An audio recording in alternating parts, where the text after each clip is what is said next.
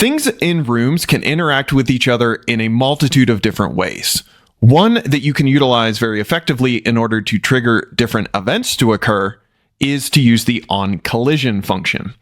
This is an event handler that is built into rooms, so let's check out how to make it work.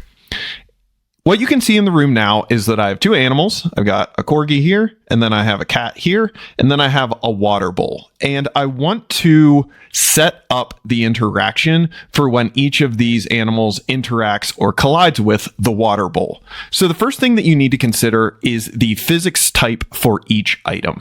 And if we click on the corgi, inside of the behavior dropdown, we can see physics, and there's a multitude of options. There are details in the documents URL that talks about the different types of physics that you can utilize.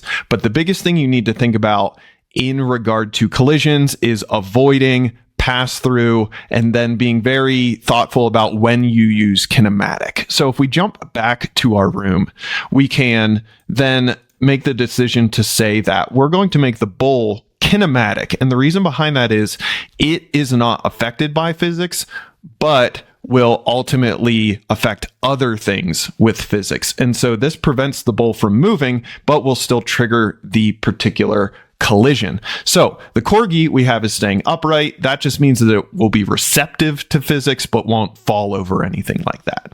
To the same regard, I'm going to set the cat as upright as well. Just for other background information, there's an on-click function in each of the animals that will move them toward the water bowl. So whenever that happens, we want to have a set of events occur whenever each animal interacts with the water bowl or collides with the water bowl. So we can click on the water bowl and go into the code and start to set up our function. So we can set up the function, a function on collision.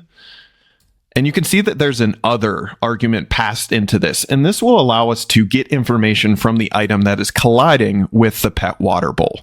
So what we can do now is set up a conditional statement so we can handle the dog's interaction versus the cat interactions, and we need to know the difference to trigger a different event. So what we can say is if other, and then use the method getName is equal, which is comparison, to the name, which is corgi, then we can have some code that would say, and then we can do woof, and then we can end that conditional statement. So this will handle interactions with the corgi. If we click preview and then click on the dog, we can see when the collision occurs that the woof is presented.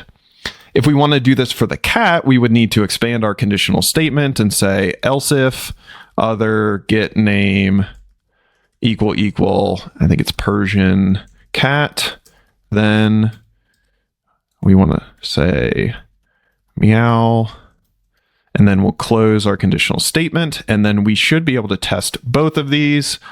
Let's see here. Oh, this is an else if. Sorry, I forgot about that. Else if needs conditions, else's don't have conditions. So that's why that error was coming up.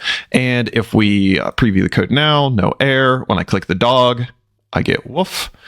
Then whenever I click the cat, I get meow. And so I've got interactions with the water bowl all inside of one function. I'm just using conditional statements to determine which section of code will run based on the collisions that are happening.